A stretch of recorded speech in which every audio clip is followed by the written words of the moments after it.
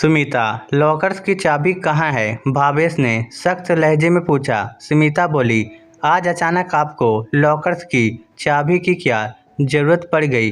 वह तुम्हारा विषय नहीं है, चाबी दो। आज सुबह सुबह इस तरह गुस्से में बोलने की वजह तुम अच्छी तरह जानती हो। सुमिता, मैं घर की छोटी बातों में दखल नहीं देता, लेकिन जिस बात के लिए मना कर दूं उसका उल्लंघन मैं बर्दाश्त नहीं करता, ये तुम जानती हो। फिर भी तुमने लेकिन उसमें ऐसा क्या आसमान टूट पड़ा कि आप अपनी पत्नी से इस तरह व्यवहार करें? सुमिता ने कहा।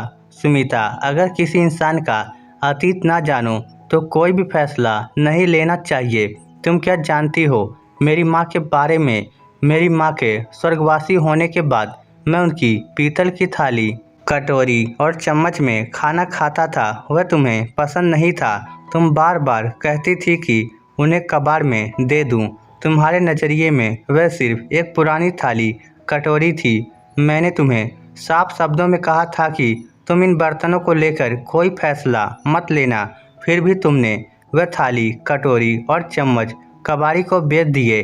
अगर तुम्हें मेरी माँ की थाली पसंद नहीं थी तो उनके पुराने गहनों पर भी तुम्हारा कोई हक नहीं है। चाबी दो, वह गहने मैं किसी गरीब को दान करना चाहता हूँ। सुमिता बस देखती रह गई। तभी अंदर से बेटा श्याम आया। पापा, आप इतने गुस्से में कभी नहीं होते। आज क्या हुआ? मैंने आंखों में आंसू लिए कहा। तेरी दादी और मेरी माँ की एक याद को तेरी माँ ने कबाड़ में बेच दिया, वो भी मेरी स्पष्ट मना करने के बाद। लेकिन पापा, वो तो सिर्फ एक थाली। बेटा, अगर उसका इतिहास जानना है तो चलो आज गांव चलते हैं। आज मैं ऑफिस नहीं जाऊंगा। मैं, श्याम और स्मिता तीनों कार में बैठकर गांव की ओर निकल पड़े। गांव के मंदिर के पास कार रोकी, अंदर गए। वहां पंडित पांड्या दादा दौड़ते आए। अरे भीखा, तू? स्मिता और श्याम हक्के बक्के। एक बड़े कारपोरेट कंपनी का जनरल मैनेजर, जिसकी तनख्वाह 2 लाख रुपए महीना है, उसे कोई भीखा कहे? मैंने पंडित जी के चरण छुए। उन्होंने कहा, बहुत बड़ा आदमी बन गया बेटा। मैंने कहा, सब माँ और भगवान की कृपा है। हम मंदिर में दर्शन के लिए गए। पांड्या दादा ने कहा, बिना खाना खाए जाने नहीं दूंगा। उन्होंने पूछा, बा साथ में नहीं आई? मेरी नम आंखें देखकर वह समझ गए।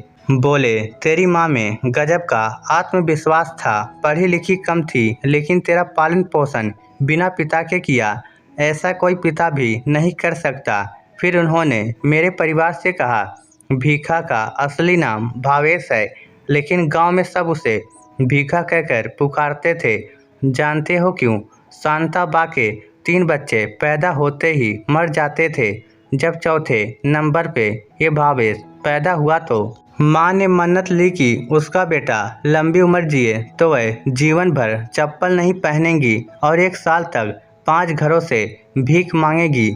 गर्मी, सर्दी, बरसात, नंगे पांव भीख मांगकर बेटे के लिए भोजन जुटाना कोई आसान काम नहीं। भीखा तो बच गया, लेकिन 1 साल बाद उसका पिता चल बसा। उस टूटे हुए समय में भी शांताबा ने हार नहीं मानी। गांव का हर काम करती और बेटे को मंदिर में पढ़ने के लिए छोड़ जाती। उसका सपना था मेरा बेटा बड़ा साहब बने। मैं फूट फूट कर रो रहा था। मेरा बेटा श्याम भी दादी की बातें सुनकर रो पड़ा। पत्नी स्मिता हाथ जोड़कर बोली, मुझे माफ़ कर दो भावेश। माँ को समझने के लिए 10 जन्म कम है। भावेश ने चेक बुक निकाली और पांड्या दादा से कहा, ये 2 चेक है, 1 लाख का मंदिर के लिए, 1 लाख आपके लिए। लेकिन असली काम अभी बाकी है। माँ जिन 5 घरों से भीख मांगती थी, उन घरों में चलो। पांड्या दादा ने मुझे 5 घर दिखाए। मैं हर वृद्ध के चरणों में गिरा और 1-1 लाख का चेक दे दिया।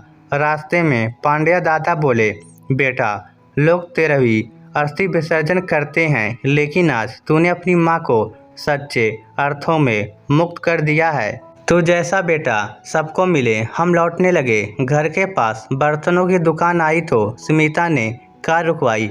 दुकान के अंदर गई और थोड़ी देर बाद बाहर आई।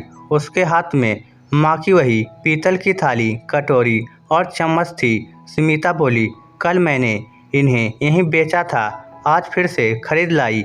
अगर ये सेट बिक गया होता तो मैं खुद को कभी माफ़ नहीं कर पाती। भावेश, मुझे माफ़ कर दो। मैं इतनी छोटी और कामचोर निकली कि इन बर्तनों का मूल्य समझ नहीं पाई। स्मिता, मैं कौन होता हूँ माफ़ करने वाला? मैंने तो बस ये समझाने की कोशिश की कि भावनाओं के रिश्ते कितने गहरे होते हैं। ठीक है, लेकिन एक शर्त पर गाड़ी में बैठूंगा। अब से रोज़ मैं इन्हीं बर्तनों में खाना खाऊंगी। यही मेरी प्रायश्चित है।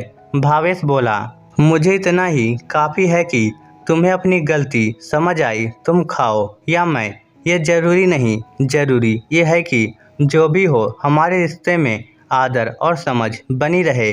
प्रेम का बंधन इतना मजबूत होना चाहिए कि कोई तोड़ने आए तो खुद ही टूट जाए। इस स्टोरी को लेकर आपकी क्या राय है?